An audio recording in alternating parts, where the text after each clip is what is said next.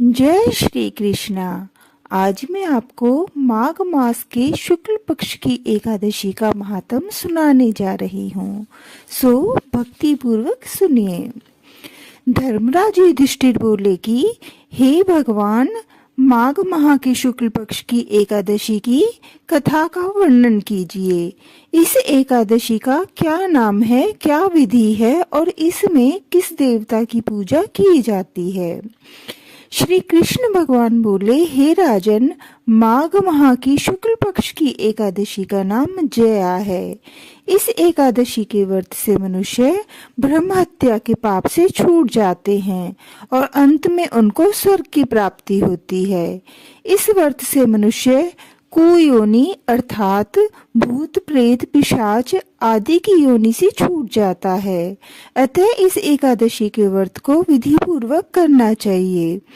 हे राजन, इसकी मैं एक पौराणिक कथा कहता हूँ, ध्यान से सुनिए। एक समय इंद्र नागलोक में अपनी इच्छा अनुसार अप्सराओं के साथ रमण कर रहे थे। गंधर्व गान कर रहे थे। वहां गंधर्वों में प्रसिद्ध पुष्पवंत, उसकी लड़की तथा चित्रसेन की स्त्री मलिन, ये सब थे। उस जगह मलिन का लड़का पुष्पवान और उसका लड़का माल्यवान भी था। उस समय पुष्पवती नामक एक गंधर्व स्त्री माल्यवान को देखकर मोहित हो गई और काम बाण से चलायमान होने लगी। उसने रूप, सौंदर्य, हाव भाव आदि द्वारा माल्यवान को वश में कर लिया। पुष्पवती के सौंदर्य को देखकर माल्यवान भी मोहित हो गया।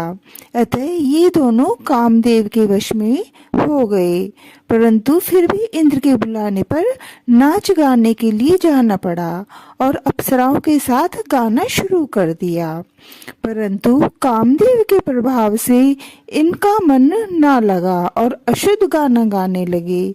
इनकी भाव भंगिमाओं को देखकर इंद्र ने इनके प्रेम को समझ लिया और इसमें अपना अपमान समझकर इंद्र ने इन्हें श्राप दे दिया कि तुम स्त्री पुरुष के रूप में मृत्युलोक में जन्म लोगे और वहां जाकर पिशाच का रूप धारण करोगे और अपने कर्मों का फल भोगोगे।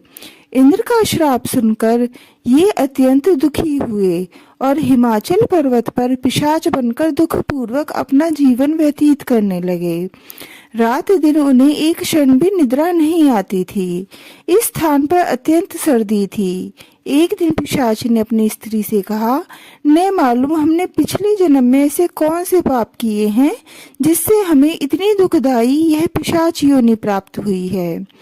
दैव योग से एक दिन माघ माह के शुक्ल पक्ष की जया नाम की एकादशी आई। इस दिन दोनों ने कुछ भी भोजन नहीं किया और ना ही कोई पाप कर्म ही किया। इस दिन केवल फल फूल खाकर ही दिन व्यतीत किया और महान दुख के साथ पीपल के वृक्ष के नीचे बैठ गए। वह रात्रि इन दोनों ने एक दूसरे से चिपटकर बड़ी कठिनता के साथ काटी। सर्दी के कारण उनको रात्रि में निद्रा भी नहीं आई। दूसरे दिन प्रातःकाल होते ही भगवान के प्रभाव से इनकी पिशाच देह छूट गई और अत्यंत सुंदर अप्सरा और गंधर्व की देह धारण करके तथा सुंदर वस्त्रों तथा आभूषणों से अलंकृत होकर नागलोक को प्रस्थान किया। आकाश में देवगण तथा गंधर्व इनकी स्तुति तथा पुष्प वर्षा करने लगे। नागलोक में जाकर इन दोनों ने देवराज इंद्र को प्रणाम किया।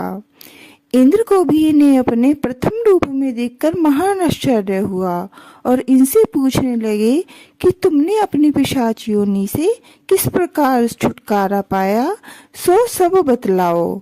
इस प्रकार माल्यवान बोले कि हे देवेंद्र, भगवान विष्णु के प्रभाव तथा जया एकादशी के व्रत के पुण्य से हमारी पिशाच की देह छूटी है।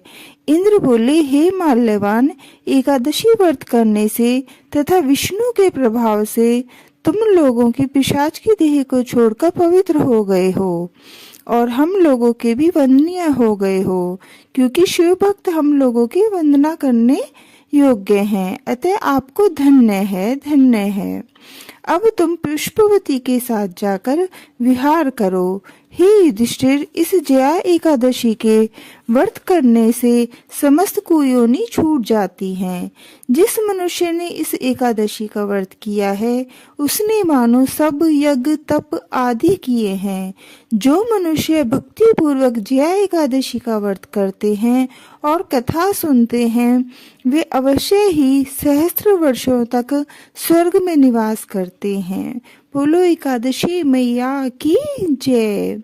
श्री कृष्ण गोविंद हरे मुरारी, हे नाथ नारायण वासुदेवा। श्री कृष्ण गोविंद हरे मुरारी, हे नाथ नारायण वासुदेवा।